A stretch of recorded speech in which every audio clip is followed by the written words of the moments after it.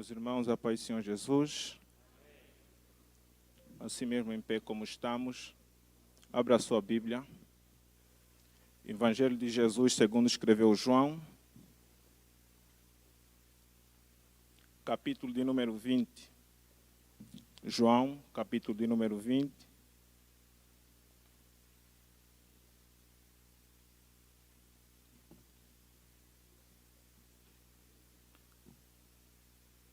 Versículo de número 19, quem achou diz amém.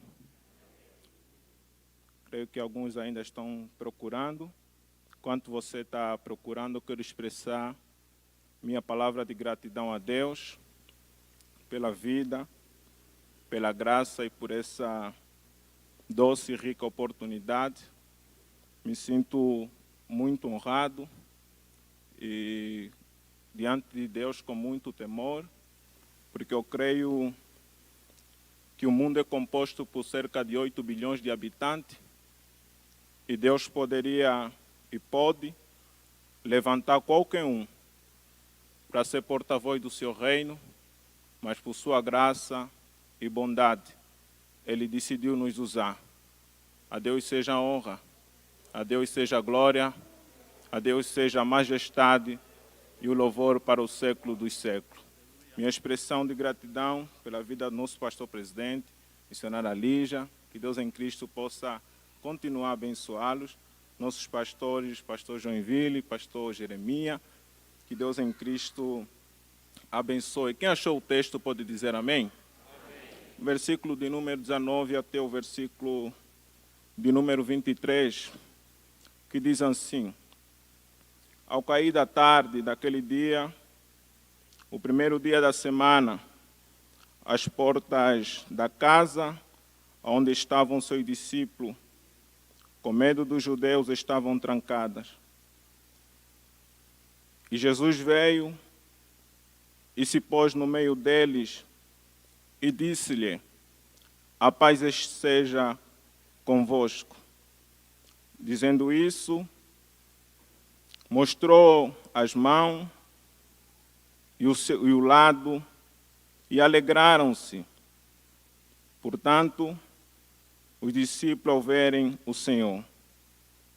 E disse-lhe, pois, Jesus outra vez: A paz esteja convosco. Assim como o Pai me enviou, eu também vos envio.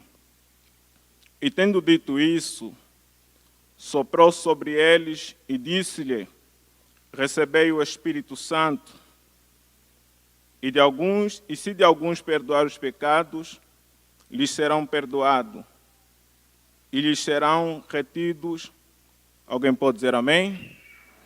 Pode tomar teu assento, por favor.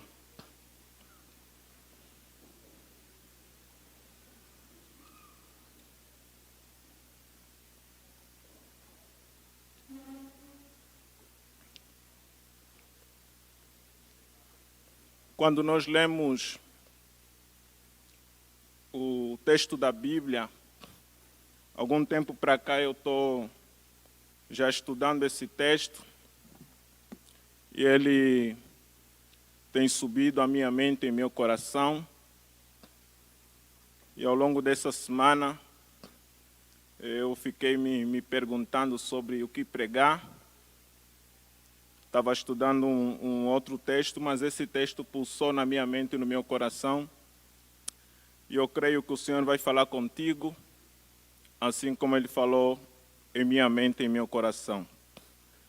Quando nós lemos o Evangelho de Jesus, segundo o escrito de João, capítulo de número 19, capítulo de número 20 e o capítulo de número 21, é uma ligação de acontecimentos acerca da crucificação de Jesus, acerca da morte de Cristo e acerca da sua ressurreição. No capítulo de número 19, é narrado que Jesus, em um dia de sexta-feira, ele vai ser crucificado. E quando ele é crucificado, essa notícia da sua crucificação foi tão impactante para os seus discípulos, que a Bíblia diz que quando eles perceberam que Jesus havia sido crucificado, 2 discípulos voltaram para a aldeia de Maús. O texto de João, capítulo de número 21, fala que Pedro voltou a pescar, porque a notícia da morte de Cristo foi tão impactante para eles, que eles não perceberam, como nós hoje, já de uma forma teológica bem explicada, que aquela morte é para nossa salvação. Eles ficaram tristes, eles ficaram decepcionados. Foi uma sexta-feira angustiante, porque eles conseguem perceber ali naquela cruz está crucificado o homem que andou por cima do mar. Ali naquela cruz está crucificado aquele que multiplicou pão e multiplicou peixe. Ali naquela cruz está crucificado aquele que tem o poder de purificar os leprosos. E eles recebem essa notícia triste e eles voltam para a sua vida antiga.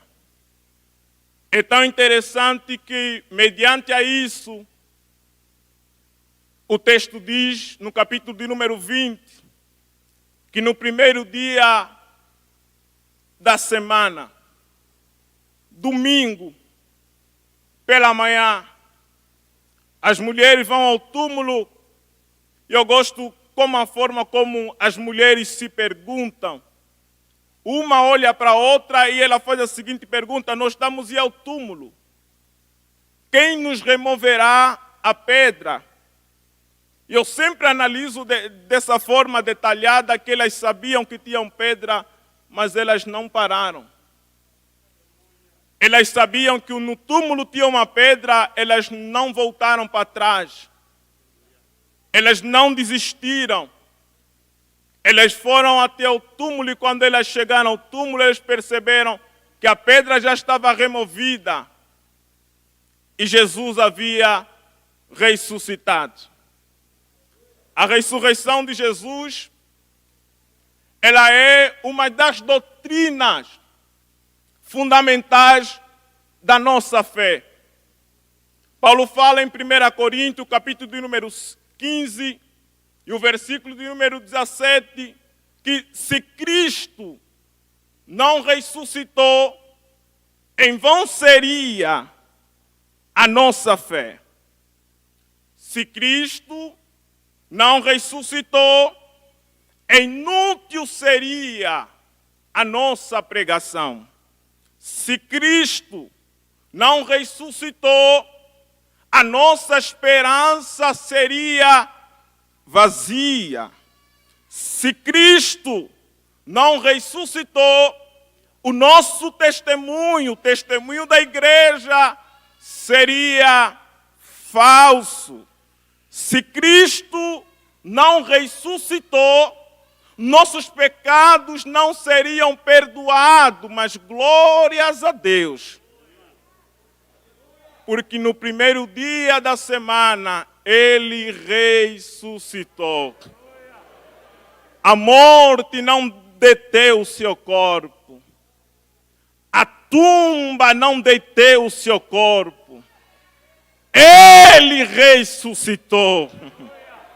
Essa é a nossa esperança. Nós temos motivo de adorar. Nós temos motivo de glorificar. Nós temos motivo de cultuar. Porque Jesus está vivo e Ele está no nosso meio nessa noite.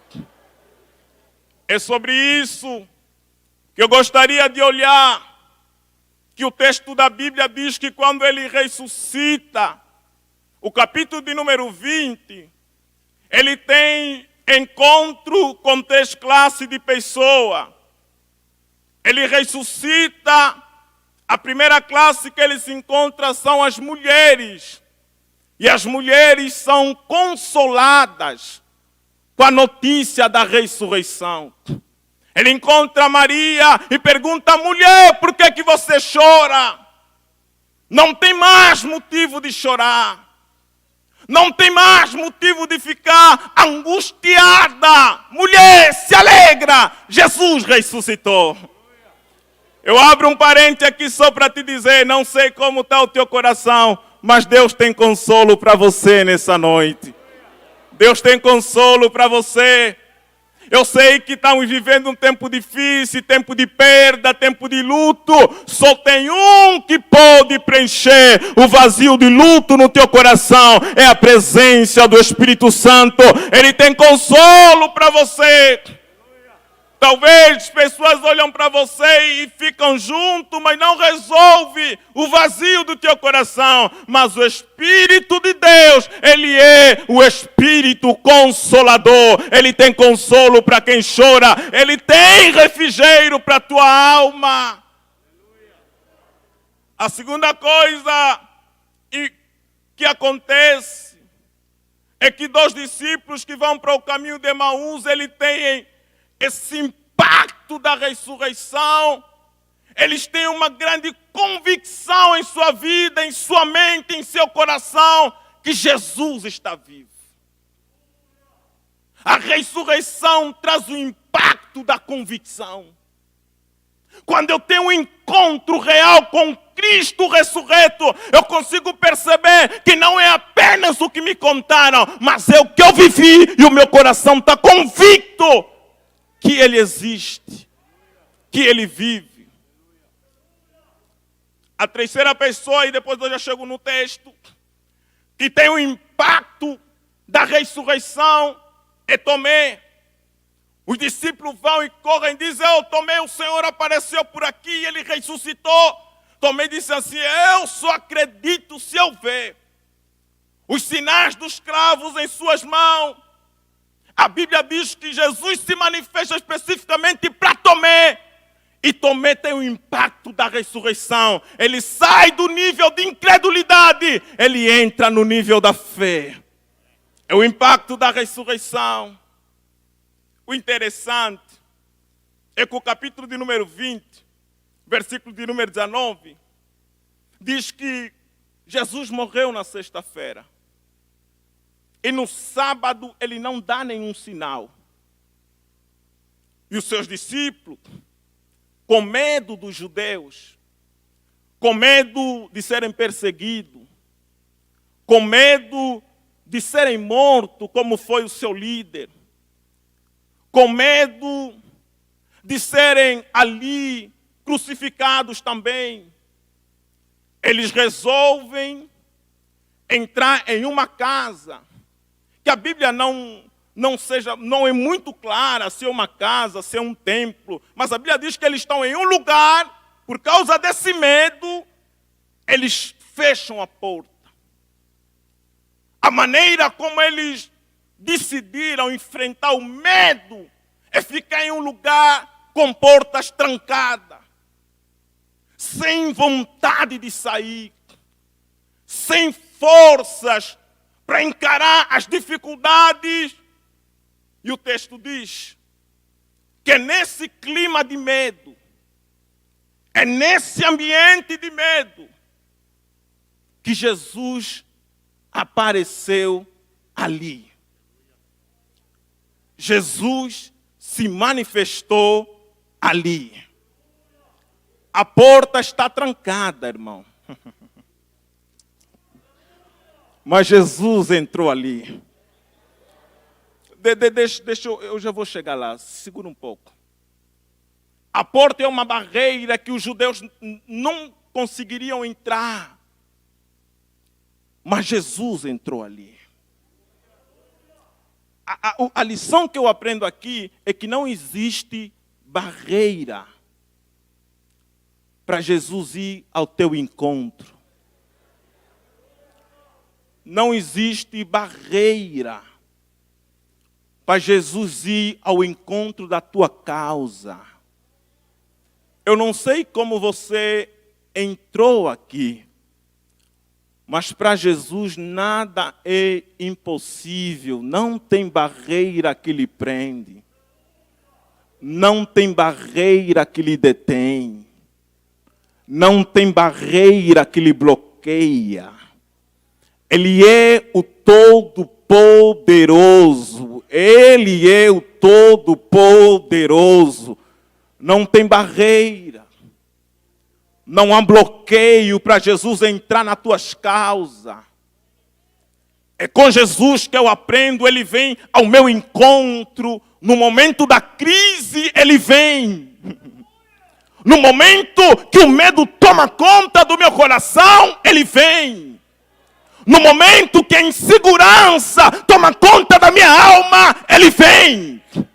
No momento que eu acho que não tem mais jeito, Ele vem. Eu não sei como você está hoje, mas eu lhe digo, Jesus está vindo ao teu encontro hoje. Está vindo ao teu encontro. Alá, menaceque. Ele vem ao encontro deles. Jesus é especialista, irmão, em se apresentar na minha e na tua vida. É no momento da crise. É no momento do choro. Ele vem. A Bíblia diz em Mateus capítulo de número 14, lá no finalzinho, que você sabe o texto, que se levantou-se uma grande tempestade. Os discípulos estavam clamando por socorro. É no meio dessa tempestade que a Bíblia diz que Jesus veio andando por cima do mar. Porque para Ele não tem barreira, Ele vem. A Bíblia diz ainda que lançaram Sadraque, Mesaque e Abednego numa fornalha de fogo. E a Bíblia diz que o quarto homem se manifestou naquele lugar. Por quê? Porque para Ele não tem barreira, Ele vem. A minha Bíblia diz assim, que daqui a pouco eu já decolei. A minha Bíblia diz assim, que Ele vem e Ele fica no meio. Ele não fica no canto. Ele não fica na beirada. Ele não fica no lado de fora. Ele vem e Ele fica no meio. Por que no meio? Porque no meio significa que Ele é o centro. No meio significa que Ele está no controle. No meio significa que Ele é o sustento. Foi Ele que disse, aonde tiver um ou dois reunidos em meu nome, eu estou no meio. Pode dar um glória por isso? Jesus está no meio.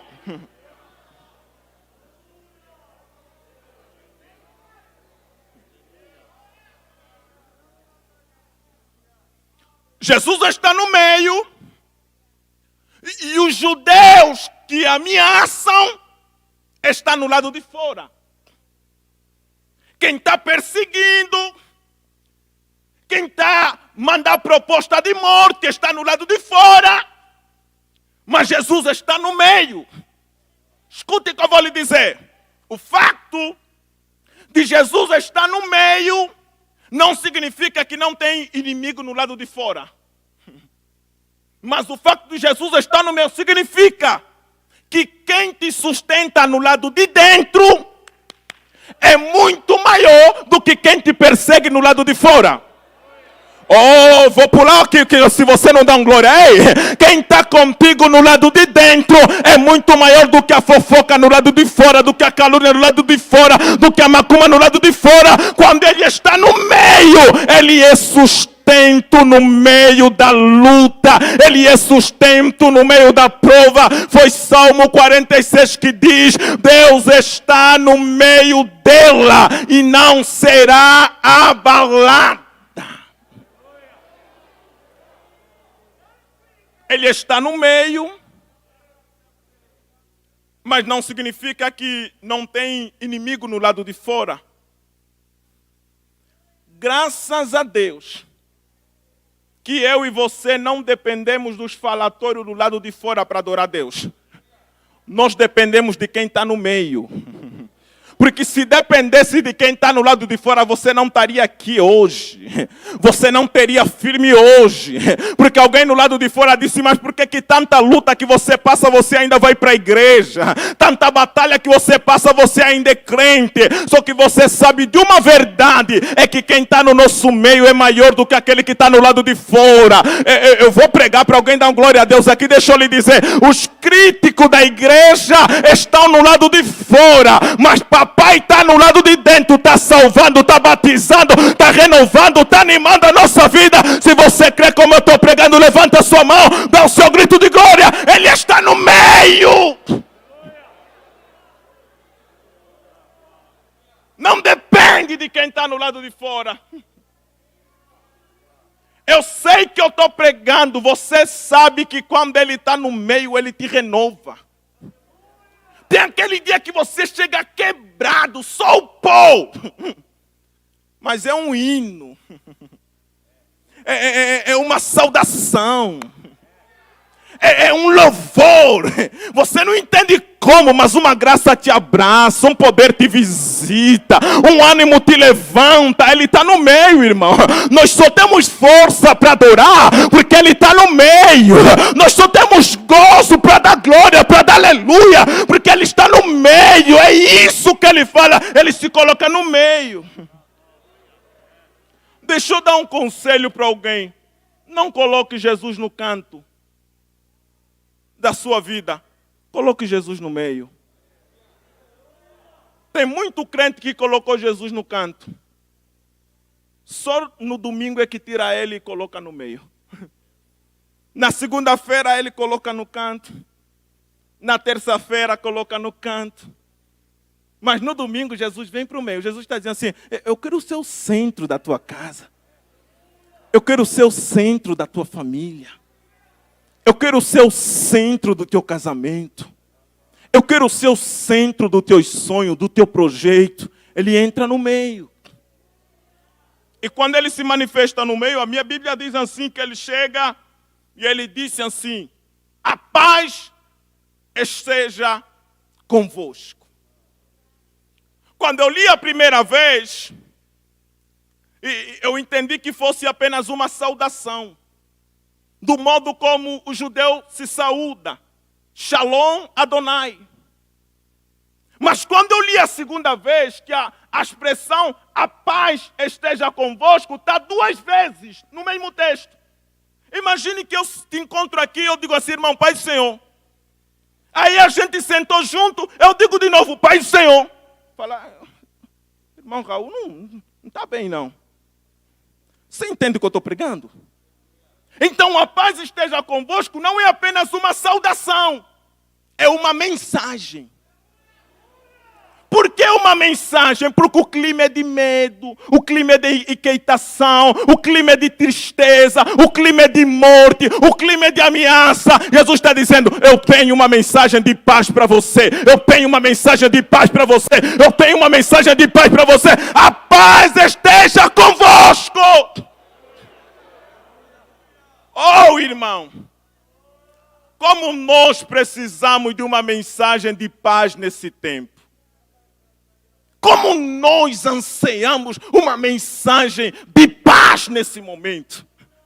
Porque eu sei, você sabe, que quando você entra nas tuas redes sociais, a mensagem é de tormento. Quando você liga a tua TV, a mensagem é de morte. Mas quando você vem na casa de Deus, a mensagem é de paz. Oh, isso não é jargão de pregador. Isso é palavra de Deus. A paz esteja contigo. É o desejo de Deus que você tenha paz. O mundo está em guerra, mas o teu coração está em paz. O mundo está em tribulação, mas você está em paz. Quem tem paz aqui, levanta a sua mão, dá o seu grito de glória. A paz esteja convosco. Foi ele que disse em Romanos capítulo de número 5, sendo pois justificado pelo seu sangue, temos paz com Deus. Foi ele que disse ainda em Filipenses capítulo de número 4, versículo de número 7 assim, e a paz de Deus, que excede todo entendimento, guardará o vosso coração. Oh, foi ele que disse, em Isaías capítulo de número 9, versículo de número 8, que diz assim: um menino nos nasceu, um filho se nos deu, o principado está sobre os seus ombros, e o seu nome será Maravilhoso, Conselheiro, Deus Forte, Pai da Eternidade e Príncipe da Paz. Deixa eu dar um recado para você, para nós. A paz não significa ausência de guerra, mas para nós a paz significa a presença de Jesus na nossa vida, o Príncipe da Paz. Tenha paz na sua casa. Tenha paz. Parece que eu vejo que, mesmo você às vezes servindo a Deus, mas em casa tem muita briga. Marido com a esposa, filho com os pais. É uma tribulação. Que o único lugar que às vezes você se sente bem aqui na igreja. Mas Jesus está dizendo, se Jesus entrar, você vai ter um lar de paz. Uma família de paz. Oh, meu Deus do céu. Há um recado de paz para alguém aqui nesse lugar. E ele disse ainda, e mostrou-lhes as suas mãos, aonde foi crucificado, aonde ele foi pregado, e o seu lado, aonde foi perfurado com uma lança. E o texto diz que ele, vendo isso, se alegraram.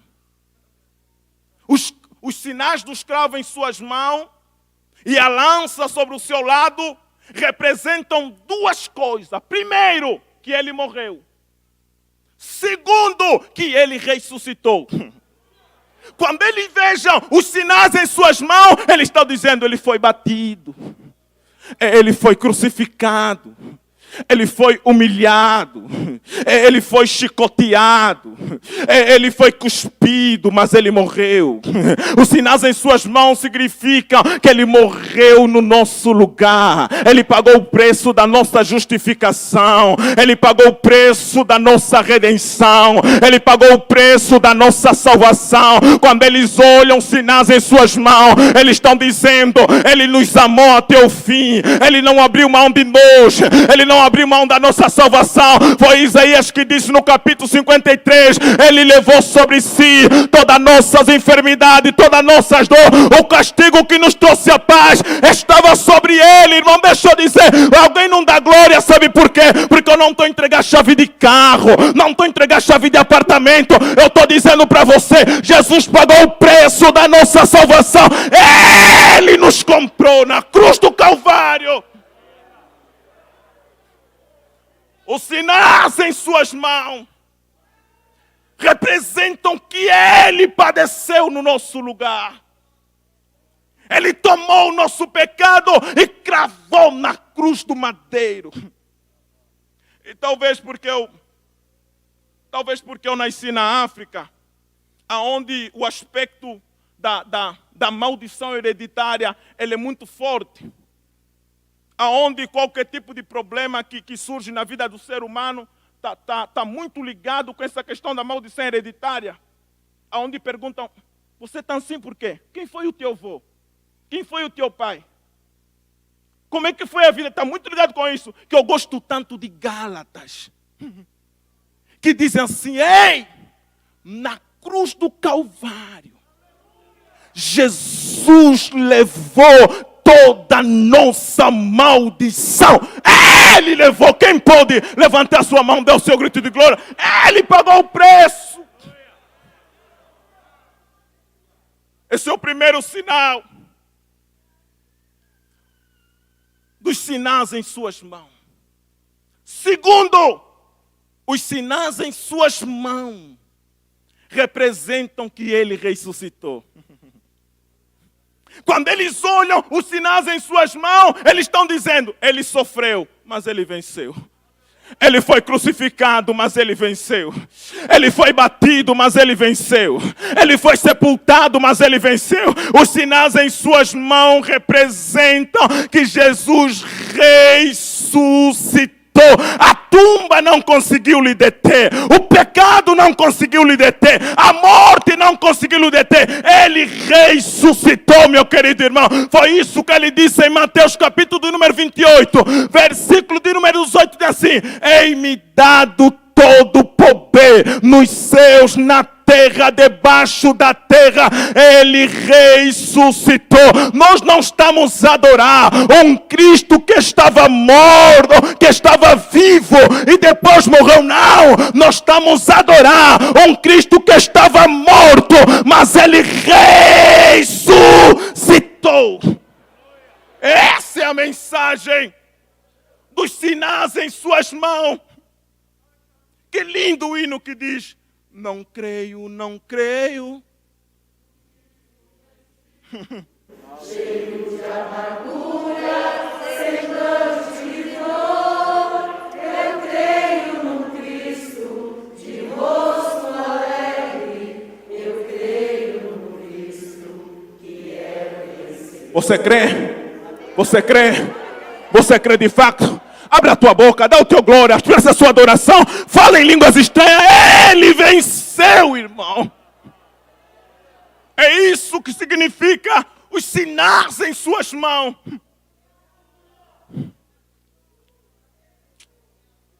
Ele olha e vendo isso, os discípulos se alegraram. Oh, irmão, você tem motivo para ficar alegre. Você tem motivo para a tua alma se alegrar. Oh, você tem motivo para acordar de manhã e dizer: porque Ele vive, posso crer no amanhã. Sabe o que significa? Quando eu olho que Jesus ressuscitou, eu percebo uma seguinte verdade: a nossa história não está sendo levada para o caos. A nossa história está sendo levada para a redenção. A igreja não está apenas à espera do sepultamento, não. Nós estamos à espera que a trombeta vai tocar e Ele voltará. Ele voltará. Quando eu percebo que Jesus ressuscitou, eu creio em coisas novas em minha vida. Quando eu percebo que Jesus está vivo, eu acordo todas as manhãs acreditando que Deus tem algo novo para fazer na minha vida. Deus tem algo novo para fazer na minha casa. Deixa eu lhe dizer, estamos vivendo uma geração de crente que ele vem para o culto sem expectativa nenhuma. Ele vem para o culto, não crê mais que Deus batiza com o Espírito Santo. Ele vem para o culto, não crê mais que Deus cura. Ele vem para o culto, não crê mais que Deus abre uma porta. Ele vem para o culto, não acredita mais que Jesus ainda perdoa pecado. Mas deixa eu lhe dizer, se você tem convicção da ressurreição, você entra nesse lugar para dizer: hoje a graça de Deus pode me tomar. Hoje eu posso ser renovado. Hoje eu posso ser cheio do Espírito. Deixa eu lhe dizer, querido irmão, se Jesus está vivo, ainda hoje Ele cura. Ainda hoje Ele liberta. Ainda hoje Ele abençoa. Ainda hoje. Porque Ele vive. Eu posso crer. Eu vivo nessa expectativa. Eu posso crer. E o meu texto diz assim: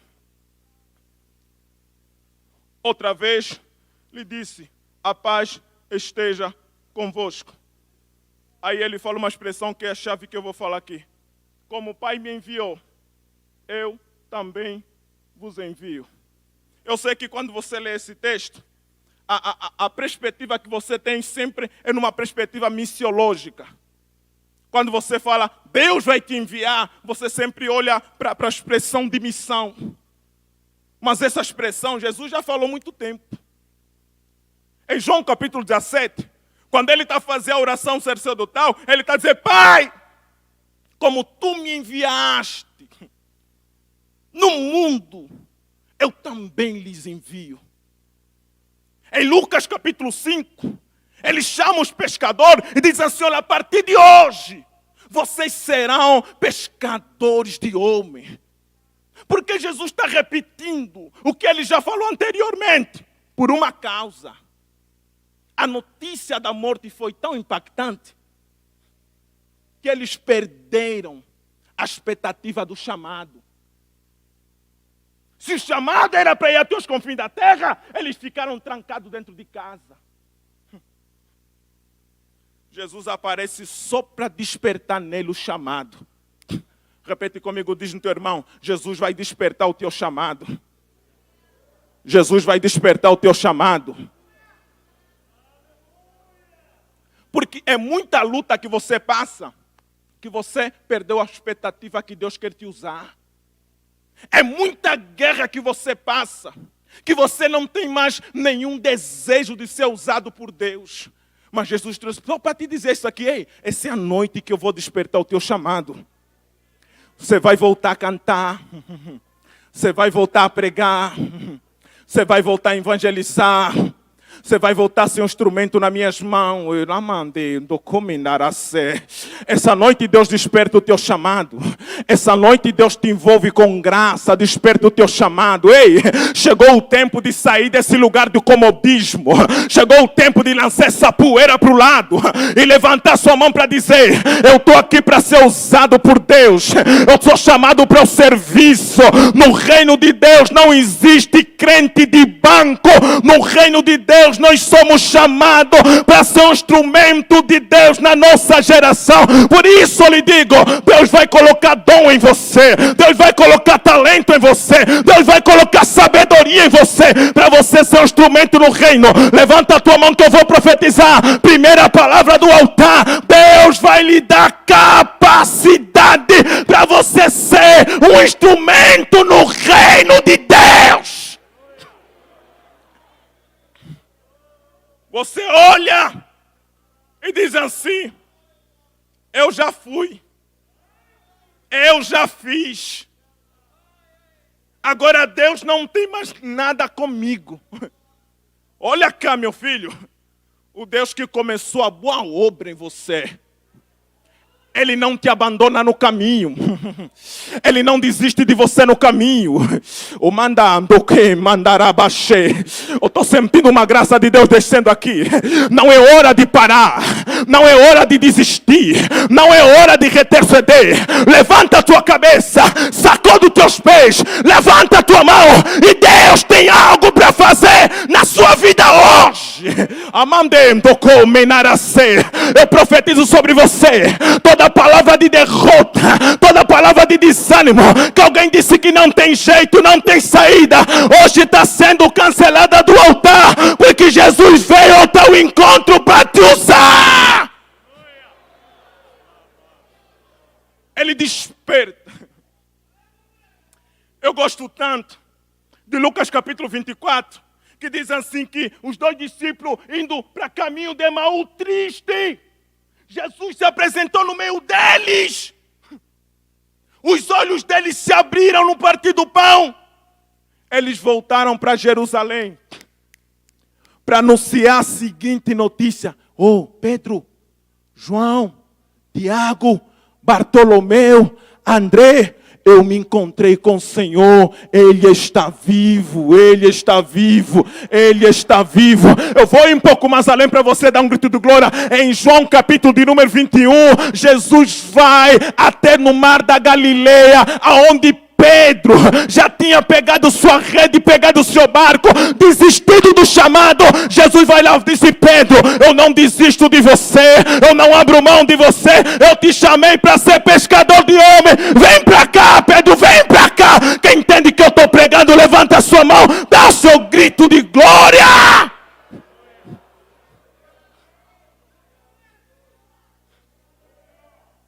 Ele não desistiu de você. Olhe para esse crente, por favor, e fale como profeta para ele: ele não desistiu de você.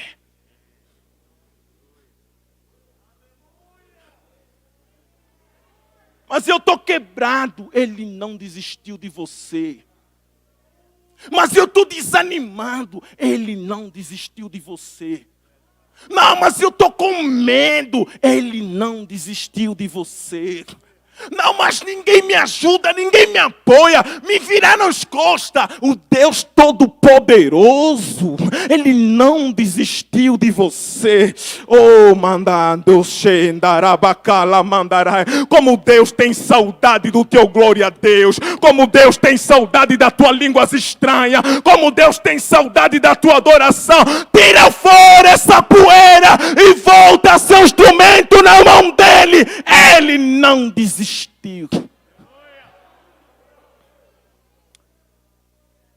Aí ele dá a última expressão que eu termino por aqui. Que ele olhou para eles e soprou sobre eles o Espírito Santo. Veja como o texto se completa. Ele disse para eles assim: como o Pai me enviou, eu também vos envio. E soprou sobre eles o Espírito Santo. O I, no meio desse texto, é o I de ligação. Porque não dá para dividir chamado e capacitação espiritual. Não dá para dividir chamado e ser cheio do Espírito.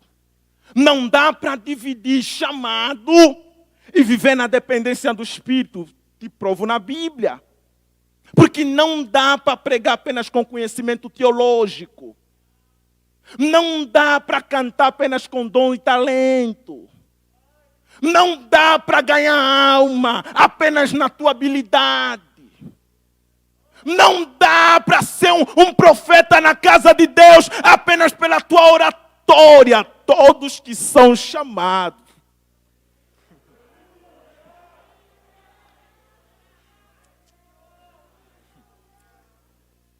Eles são cheios do Espírito. Ô irmão, olhe para cá, por favor. Você ainda tem aquele desejo de ser cheio do Espírito? Eu era muito pequeno, filho de pastor, cresci na igreja. E uma vez eu fui para um congresso de adolescente. Eu, filho de pastor, lá no meio, lá. O congresso pegou fogo. A graça de Deus desceu. Jesus começou a batizar os adolescentes com o Espírito Santo. E os adolescentes começaram a chorar. Alguns pulavam, caíam no chão. E eu estava aqui assim, falei: Jesus, se isso mesmo vem de você, me toca. Me toca. Oh, irmão, desceu uma graça sobre mim. Manando sequerabá. Eu comecei a falar em língua, irmão. Primeira vez eu comecei a falar em língua. E eu estava com 2 amigos aqui ao lado. Eu tapei a minha boca. Porque eu tinha medo. Aí os meus 2 amigos olharam para mim e falaram: Raul, você está falando. Nós ouvimos. Você estava falando. Eu disse: não estava falando não. Aí nós fomos para casa. Nós temos um grupo de intercessão lá na igreja. Orando na minha casa, Deus Jeová me tomou, irmão. Comecei a falar em língua sem parar, sem parar, sem parar. Eu disse: Deus, eu nunca mais quero uma vida dentro da igreja vazia. Eu anseio ser cheio do teu Espírito. Não é o diploma, não é a carteira, não é a inteligência, não é a habilidade. É a graça de Jesus que te capacita. É o poder de Jesus que te capacita. Quem entende, levanta a sua mão, dá o seu grito de glória. Você pode.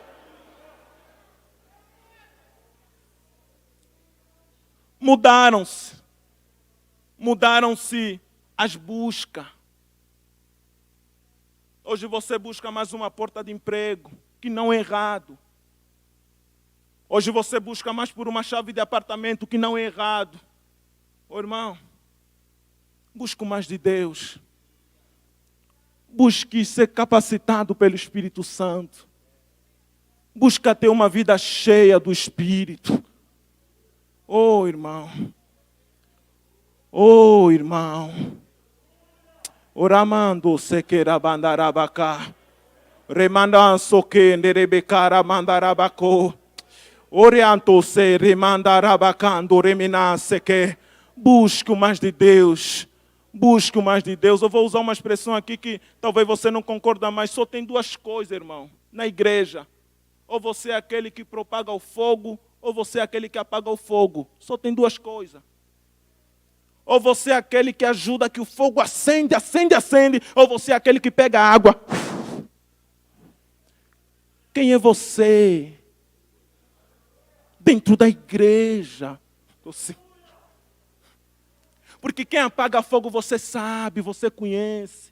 O irmão está aqui pregando, suando, esforçando, falando tudo que Deus colocou no coração. Você está lá. Quando sai fora do culto, você viu o erro ali? Você viu o erro aqui? Você viu aqui? Ô irmão, você é aquele que apaga o fogo? Ou você é aquele que faz com que o fogo aquece, aquele que diz, Deus, que a tua glória se manifesta no meio da igreja, que os desanimados sejam animados, que os doentes sejam curados, que os fracos sejam fortalecidos, os caídos se colocam de pé. Cadê aqueles que acendem fogo na catedral? Deixa Deus te tomar com força.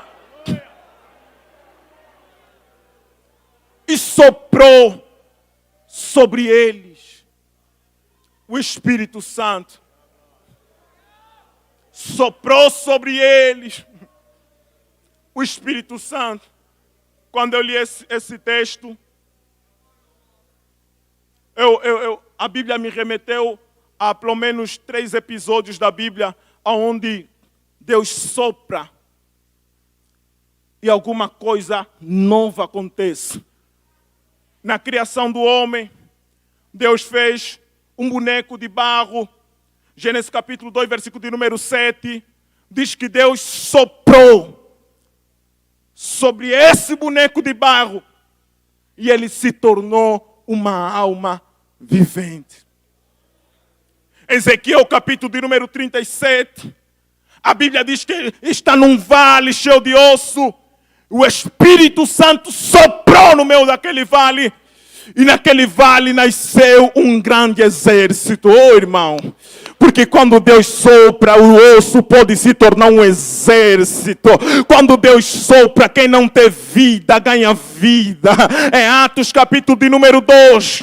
A Bíblia diz assim, cumprindo-se o dia do Pentecoste. Estavam todos reunidos no mesmo lugar. De repente veio dos céus um vento veemente e impetuoso e encheu a casa e foram vistas por eles línguas repartidas como que de fogo, ao qual o Espírito Santo colocou a cada um que falasse e todos foram cheios. A minha oração é essa aqui, que Deus sopra uma graça nova em você, que Deus sopra uma unção nova em você, que Deus sopra sobre você. AD Perus, desde 1947, abençoando o Brasil.